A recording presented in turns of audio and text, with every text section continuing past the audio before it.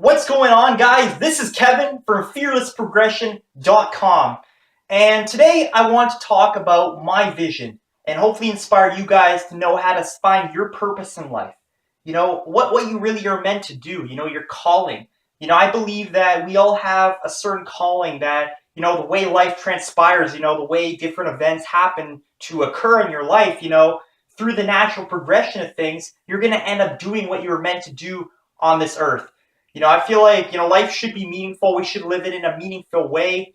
And, finding your purpose, I think, is something that'll happen at some point for you. And I'm excited for that. So, many people, they go through life, in a very orthodox way, kind of letting society guide the way they live their life. If you probably notice that society has a bit of a structure to it, you have to, go to school. Usually they tell you, okay, you have to get married, have some kids, work your job and, retire. That's kind of the common progression of things.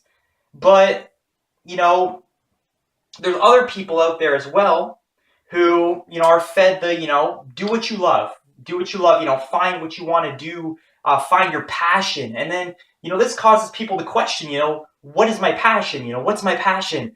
And they obsess over it. They obsess about, trying to force their way to find what they're meant to do on this earth. But, that's not really how it works. It's something that really comes naturally.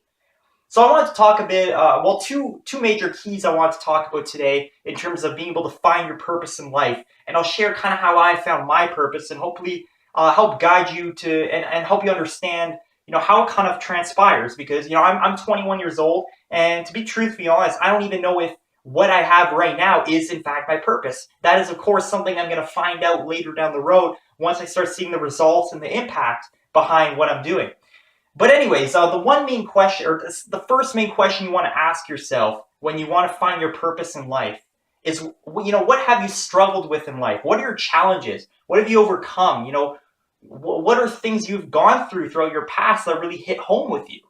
So as for my story, I was a kid who hit puberty at a very late age. So I went through elementary school, being shorter than usual. I was skinny, I had a very high-pitched voice. So, obviously these things made me a bit of a target. And I also had things that other people wanted. I was a good student back in the day. I had good grades.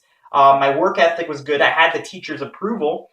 So, these were things that people wanted as well. And another thing that's kind of important in all this is I was actually raised with very traditional ethics and values. So, I was raised to be very, passive, to respect authority as much as possible, to be as polite and caring as I could possibly be. And, there's obviously some positives to this. But, I because of this and because I was so sensitive and caring, I didn't really understand why I was being made fun of for, hitting puberty later, or these physical features that I had. And, I was being made fun of for them. And, I also didn't really know how to defend myself. I wasn't raised to be very, responsive and dominant and assertive in how I, carried myself.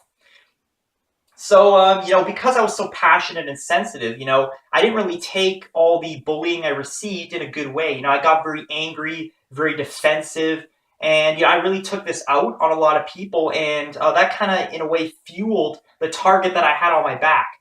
And people started to just continue doing what they were doing, and my self-esteem just gradually plummeted. And my self-esteem is still something that, hasn't even fully been recovered, because it's something that has really affected me down the road because of the stuff I went through. Another thing to note is I've also battled with mental health issues, things like obsessive compulsive disorder, as well as I've encountered some social anxiety throughout my past as well. So the fact that I have obsessive compulsive disorder, causes me to obsess about certain things that I experience, let's say socially. So, I can obsess about, having to, let's say one particular thing I've had is I obsess about my mind going blank in conversations. So that's something that's obviously impacted me a lot and has also led me to, avoid certain things, like let's say avoid dating women and stuff like that. So it's impacted my dating life as well. And it's really kind of come full circle where I realized that, like confidence and self-esteem issues have been a big part of my past and kind of, what I've experienced. And these areas have really hit home with me and had a lot of meaning in my life. And I feel that whatever I overcome and, whatever I learn, I want to be able to share with others and, help them with their lives. So the second main question you want to ask with all this is, if I could help others, what value would I be able to offer them? So you want to be able to question what really holds meaning for you. For me, what I envision for myself is being able to live an extraordinary life, one that's even better than your typical average life. And I want to be able to do that despite all my past fears and all my past insecurities. So there's a big process behind this, and you want, one thing to understand about it is this is going to become like your main source of motivation. You won't have to rely only on willpower. You're going to be able to have something that really drives you to get up every morning and really motivates you to start your morning off right and, start impacting other people and really feel good about what you're doing. And you should also consider, what you enjoy in your life and what value you can see yourself offering to other people. Personally, I enjoy public speaking. It's something I'm just starting to get back into, but, it's something I've enjoyed and I've had success with in the past. And I enjoy writing. I've always been a very creative person, and I enjoy, being able to put together things like these blog posts for you guys. So, that's exactly why I chose the content production route of us, starting a business. And, I enjoy producing content. And, as an example, maybe you're very into like brain biology and neuroscience.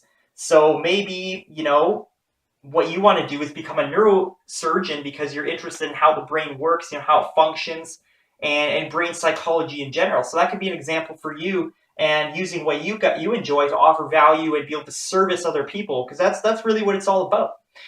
Now, I will finally emphasize, though, that you shouldn't force yourself to be able to find a purpose. It's something that really happens naturally.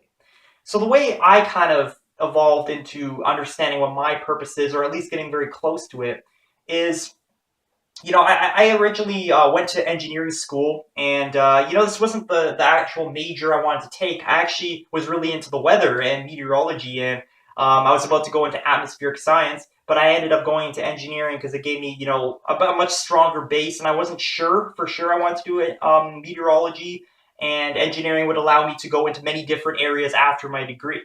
So I went to engineering, and the way, like being in engineering, I was very exposed to, innovation and, developing things and technology. And then that's when I started to learn about startups and being able to start your own business by having like a business venture that you end up pitching to like investors and stuff like that. So, I had a bit of a venture that I started a couple years ago, and it never really took off or got anywhere. And I realized it's just something that was a bit too high risk for me, or not. It was just something that I didn't.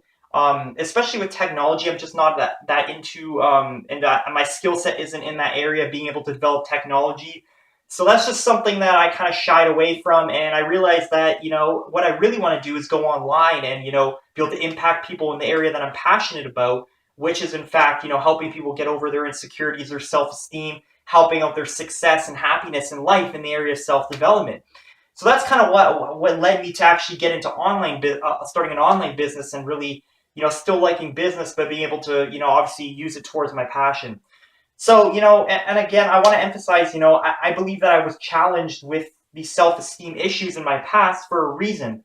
I don't feel like I just brought it on myself, or, like it just kind of happened and, that's just, my life's just going to suck for the rest of the life because I have to deal with these issues. That's really not how I see it. The perspective I take is that I was facing these things because I was meant to overcome it. And, I was meant to help other people overcome their self-esteem issues and their, and gain success in life. So, this is something that has inspired me. And, it's really, if you take these kind of steps to just, reflect on who you are right now, and kind of, how you want to help others, what kind of things have you struggled in your past life. So, what I want you guys to do is go down in the comment section below and answer these two questions.